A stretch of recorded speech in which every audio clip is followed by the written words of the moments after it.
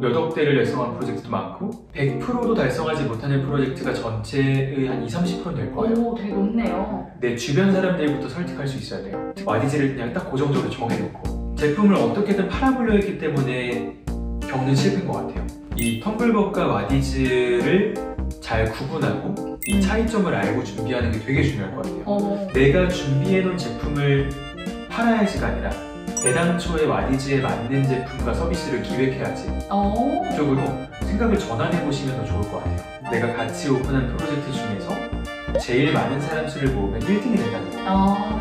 그럼 저희가 그날 하루 동안에 우선 노출을 해드리고 있어요. 진짜 네. 짧은 시간 안에 꿀팁을 너무 많이 들어가지고 정신이 없는데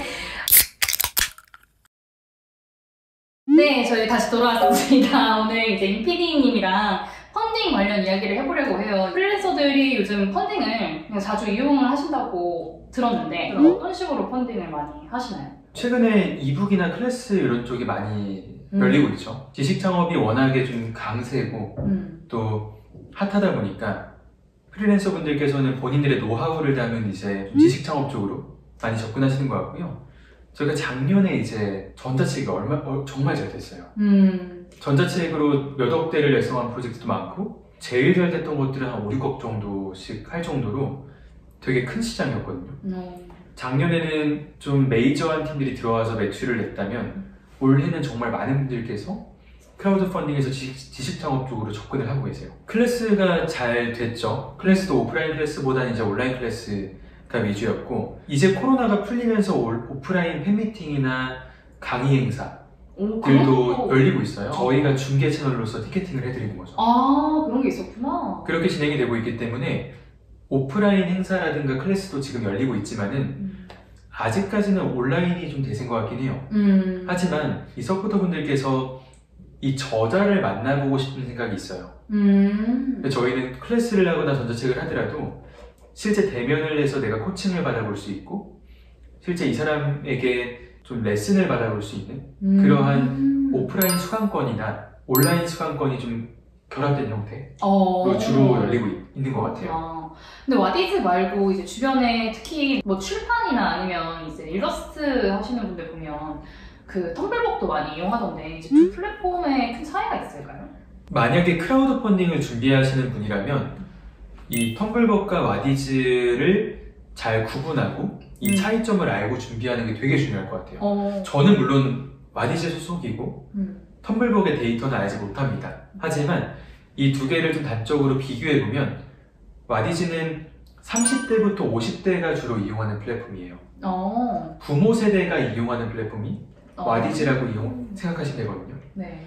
그 반대로 텀블벅 같은 경우는 10대와 20대가 주로 이용하는 플랫폼이고 성비로 치게 되면은 여성이 좀 더 많은 걸로 알고 있어요. 반대로 저희 같은 경우는 조금 더 남성의 비중이 높은 편입니다. 되게 재밌는 게 주방용품이나 인테리어 제품을 판매를 해도요 남성의 비율이 60%가 넘게 나옵니다. 그 정도로 정말 남자들이 이용하는 플랫폼이 와디즈라는 거거든요. 네. 그렇다 보니까 만약에 와디즈로 접근을 하실 거면 10대, 20대가 아니라 30대부터 50대 정도가 반응할 수 있는 여성보다는 남성들이 좀 더 선호할 만한 그런 접근으로 들어오시는 게 맞다라고 저는 생각이 되고요. 반대로 내가 지금 준비하는 게 뭐 전자책을 예시로 든다면 취업이나 이직에 관련된 내용이다 라고 하면 텀블벅 쪽으로 나아가시는 게 맞지 않을까 라는 생각이 들어요. 저희는 고객들을 서포터라고 표현하거든요. 네. 서포터들은 기능성이나 실용성에 좀 초점이 맞춰져 있어요. 그래서 저랑 작업하실 때도 그런 내용들을 좀 위에 넣죠. 브랜딩이나 디자인이 아니라 소장 가치나 기능성이나 그런 부분들이 집중한 기획을 취하고 있거든요. 맞아요. 요게 좀 차이가 있고 반대로 텀블벅 같은 경우는 좀 더 브랜딩이라든가 해당 플랫폼은 아티스트 분들이 좀 이용하시기 때문에 맞아요.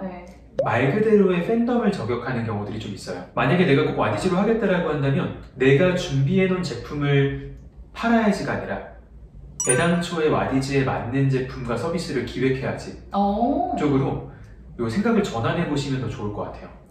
그렇게 들어가야만 플랫폼의 타겟들을 사로잡을 수 있고 이들의 지갑을 열 수가 있습니다. 이북류가 작년에는 잘 됐다고 하셨는데 특별히 잘 됐던 카테고리나 주제가 있을까요? 와디즈에서 아무래도 부업에 대한 거예요. 아, 연령대가 이제 직장을 취업한다거나 이제 와서 다른 직업을 준비하기에는 어려운 나이대잖아요. 시간을 적게 투자하고 아웃풋을 낼 수 있는 부업에 대한 강의가 좀 효과를 봤던 것 같아요. 아, 그렇구나. 대표적으로 뭐 스마트 스토어나 뭐 유튜브라든가 해외 유튜브라든가 뭐 쿠팡 혹은 이모티콘을 그려서 수익하는 거 네네네. 이런 것들이 있었고요. 대체로 보면은 좀 돈을 벌 수 있는 방법들 네네. 그리고 사이드 프로젝트로 내가 좀 수익화를 올릴 수 있는 방법들 이런 기획이었던 것 같아요. 저희 프리랜서 분들도 사실은 뭐 전업으로 하시는 분들도 많겠지만 그냥 부업으로 하실 수도 있는 그런 게 사실 프리랜싱이라서 이제 본인의 노하우 같은 것들을 진짜 그런 식으로 담아서 직장을 아직 다니면서 내가 하는 일을 할 수 있게끔 이렇게 노하우를 전수하는 방법도 있겠네요. 최근에 전자책을 출판하시는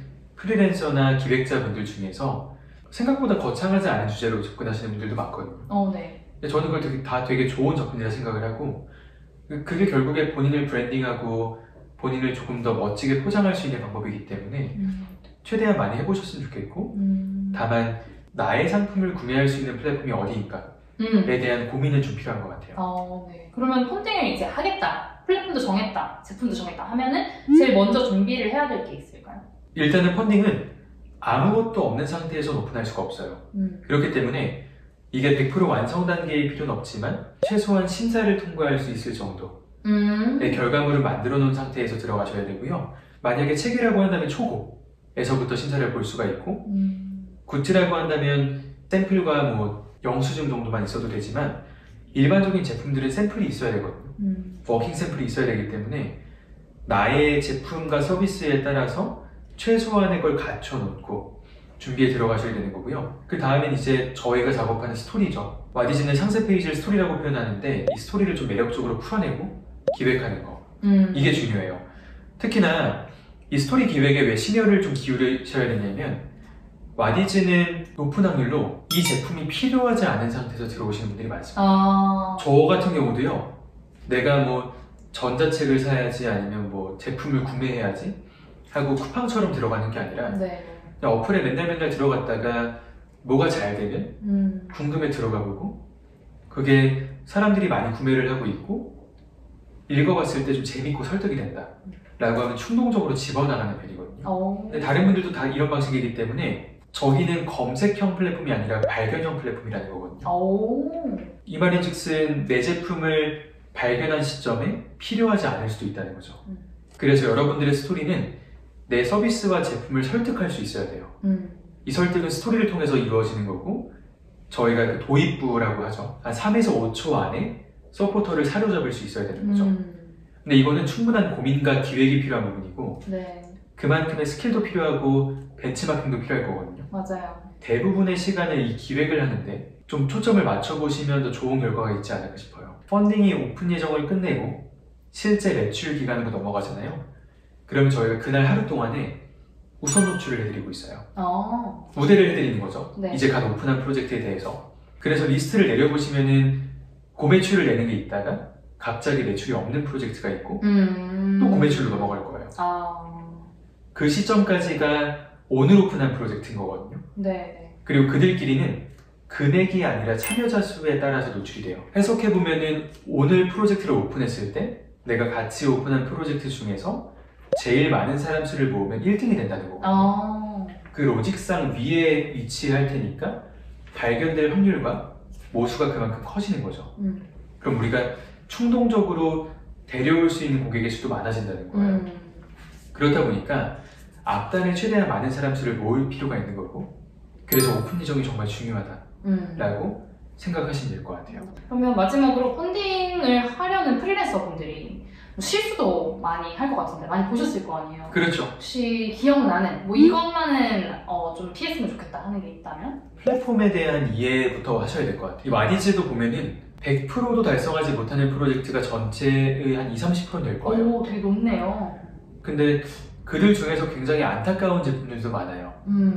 이 제품은 와디즈가 아니라 차라리 스마트 스토어나 혹은 뭐 공동구매나 카카오 메이커스와 같은 다른 채널로 갔다면 충분히 잘 팔렸을 텐데 라고 생각이 드는 아이템들이 있거든요.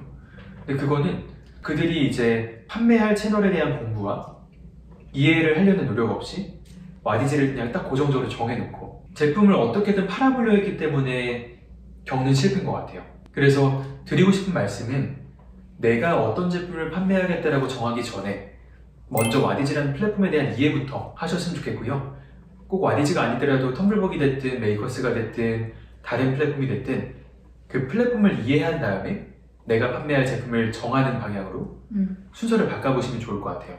그리고 한 가지가 더 있다면 이 펀딩이라는 건 후원한다라는 의미잖아요. 근데 후원한다라는 건 내 주변 사람들부터 설득할 수 있어야 돼요. 특히나 아까 제가 명수가 중요하다 말씀드렸잖아요. 그 명수가 내가 이미 유명한 상태가 아니라면 내 지인들과 동료들과 기존의 고객들과 좀 사랑하는 사람들이 도와줘야만 이게 올라갈 수가 있는 거거든요. 근데 많은 분들께서 내가 펀딩을 준비하고 오픈한다는 사실을 주변에 알리지 않아요. 초반에 폭발력을 좀 잃은 채로 오픈을 하는 거죠. 그렇다 보니까 더 잘 될 것도 못 되게 하는 경우들이 많거든요. 이게 잘 되는 게 나에게도 좋고 내 주변 사람들에게도 좋은 거잖아요. 네. 최대한 기록하고 최대한 주변에 티를 많이 내시면 좋을 것 같아요. 그리고 내 주변부터 설득할 수 있는 제품을 만들어서 펀딩을 운영하는 중간에도 이런 노력들을 충분히 기울여 보신다면 아마 훨씬 더 좋은 결과가 있을 겁니다. 진짜 짧은 시간 안에 꿀팁을 너무 많이 들어가지고 정신이 없는데 아무튼 이런 꿀팁들 잘 활용하셔서 지금 프리랜서분들도 사실 뭐 대행이나 외주를 하시는 분들이 많을 텐데 이제 너무 이 수입원에 이제 의지를 하게 되면 이제 갑자기 일이 없어졌을 때 위험할 수 있잖아요. 근데 그렇다 보니까 이런 이북이나 부가적인 매출 채널을 좀 확보를 해놓으시는 게 좋을 것 같아서 오늘 펀딩 이야기 함께 나눠봤습니다. 저는 오늘 긴 시간 동안 촬영해주셔서 너무 감사하고 시간 내주셔서 너무 감사드립니다. 네, 좋은 펀딩 성과 있으시기를 응원하겠습니다. 임사이트님 인스타그램도 굉장히 열심히 하고 계시거든요. 그래서 여기 밑에 아마 띄워드릴 거고 그리고 이제 그 댓글로도 달아드릴 테니까 한번 가서 살펴봐 주시고 같고 이제 유튜브 시작하시나요? 유튜브는 오늘 해보니까 네. 당장은 못할 것 같아요. 너무 힘드네요. 그리고 작은 이벤트도 하나 걸어볼까요? 그래요? 괜찮으시면 댓글 남겨주시는 분들 중에서 만약에 펀딩에 대한 관심이 있는 분이 있다면 네. 제가 추첨해서 알려주세요. 네. 그분께 뭐 저녁 시간에 좀 같이 커피하면서 컨설팅을 드리는 시간을 가져보도록 하겠습니다. 네, 너무 좋습니다. 그러면 댓글로 밑에다가 그 펀딩 어떤 거를 진행을 하시고 싶은지를 간단히 이제 남겨주시면 또 진행을 한번 해보도록 하겠습니다. 댓글 많이 남겨주시고요. 인사이트님도 앞으로 많이 사랑해주시고 또 뭐 추가적인 영업 관련 질문이 들어오면 한번 또 부를 수도 있고 네. 네, 오늘도 영상 봐주셔서 감사드리고요. 다음번에 또 재밌는 영상 그리고 재밌는 분 이렇게 불러서 인터뷰도 나눠보고 하겠습니다. 네, 다음에 또 봐요. 안녕. 네. 안녕.